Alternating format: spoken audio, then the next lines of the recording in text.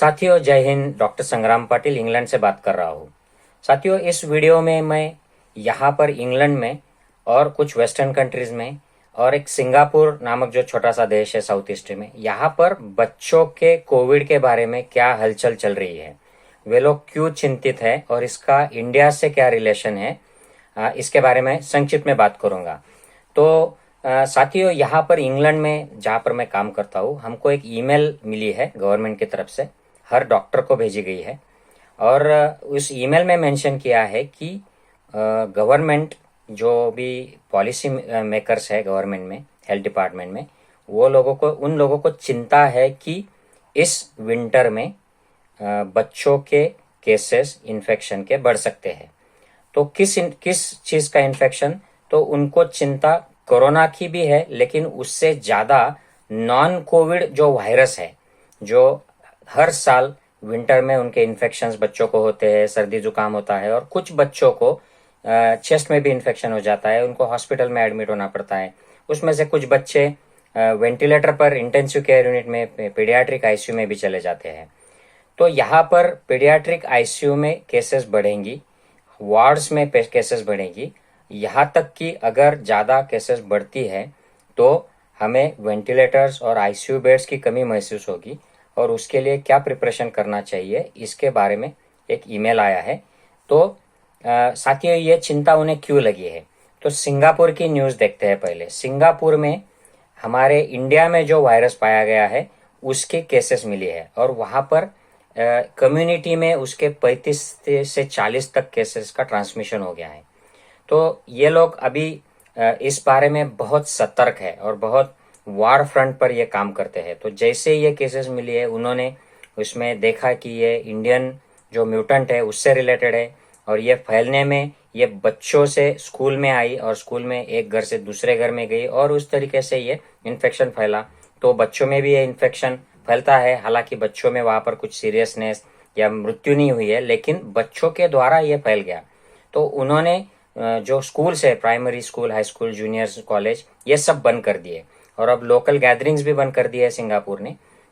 इसका मतलब ये जो इन्फेक्शन है ये बच्चों के जरिए फैल रहा है और यही चिंता इंग्लैंड में भी यहाँ के गवर्नमेंट को है कि जो वायरस का म्यूटेंट इंडिया से आया है, इंडियंस जो ट्रैवलर्स है उनके द्वारा आया है, जो इंडिया में पहली बार डिटेक्ट किया गया था, B1617, उसके 0.123 टाइप्स भी, अलग अलग म्यूटेंट्स भी आ गए हैं।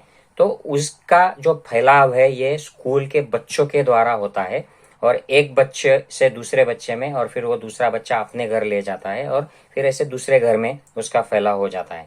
तो इस वजह से इन लोगों को चिंता हो गई है कि स्कूल में मास्क जो लगा रहे बच्चे वो निकालना है या नहीं निकालना है, और कंप्लीट अनलॉकिंग जो होने वाला है जून के महीने में, वो करना है या नहीं करना है। तो जिस एरिया में ये केसेस फैल गए इंग्लैंड में, वहाँ पर अभी आर्मी उतर गई है, ब्रिटिश आर्मी बहुत वार फ्रंट पर उसको, वहाँ उस एरिया को टेस्टिंग किया जा रहा है, आइसोलेशन किया जा रहा है। वहाँ पर वैक्सीनेशन भी बढ़ा दिया है यहाँ के गवर्नमेंट ने। जो 2 डोसेस के बीच में 12 हफ्ते का अंतर रखने वाले थे, अब वो 8 हफ्ते का घटा दिया है और जल्दी से सेकंड डोज देकर लोगों की इम्यूनिटी बढ़ाने के लिए ये प्रयास किए जा रहे हैं। लेकिन ऐसे चलते हुए आगे आगे क्या होगा, इसका जो प्लानिंग गवर्नमेंट्स करती है, जो डिजास्टर प्रिपेयर्डनेस और मैनेजमेंट की जो तैयारियां होती है, जो पिछले साल जनवरी में भी ब्रिटिश गवर्नमेंट ने की थी, जैसे जो आईसीयू की नर्सेस नहीं है उनको ट्रेनिंग देना, आईसीयू का, वेंटिलेटर्स का, जो आईसीयू के डॉक्टर्स नहीं है, सर्जन, फिजिशियंस, उनको भी आईसीयू के बारे में ट्रेनिंग देना। तो ये इंग्लैंड में जब आईसीयू फुल हो गए और 5-6 टाइम्स आईसीयू की कैपेसिटी बढ़ गई, तब ये जो लोग ट्रेन हुए थे इन्होंने ही पेशेंट्स को बचाया। तो वैसे ही अब पीडियाट्रिक्स में भी तैयारियां चल रही है। लेकिन कोविड जो इन्फेक्शन करेगा ये बदलेगा और बच्चों को अफेक्ट करेगा। इससे ज़्यादा चिंता इंग्लैंड में यह है कि जो वायरसेस हर साल आते हैं, जो 2 साल पहले भी आए थे, लेकिन पिछले साल क्योंकि कोविड की वजह से बच्चे एक दूसरे में मिले नहीं थे तो इन्फेक्शन का रेट कम हो गया। 40% चेस्ट इन्फेक्शन और उनकी जो चेस्ट की इमरजेंसीज है बच्चों में, वो कम हो गई।